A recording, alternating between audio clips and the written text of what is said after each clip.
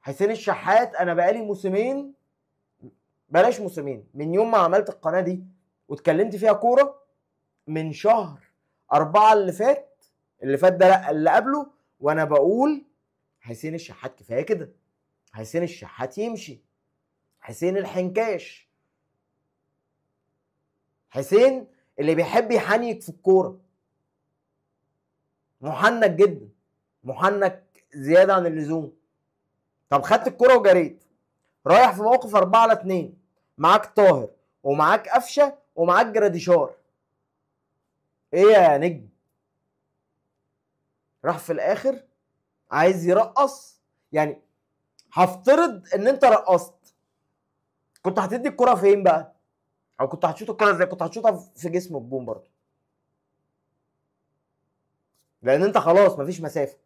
ده خلاص يا نهار اسود المدافع مغطي. يعني انت وانت في منطقة الجزاء قبل الكرة ما تقطع منك ب3 ثواني، المدافع بس اللي فاضل هو اللي مغطي، وعندك قفشه وجراديشار لوحدهم خالص محدش ماسكهم، مدافعين انتر ميامي جايين وراهم، يا كافر. ضاع علينا جون كان هيبقى في الدقيقه 96 جون من اجوان النادي الاهلي، كانت يعني الاسطوره بتاعت النادي الاهلي هتتحقق.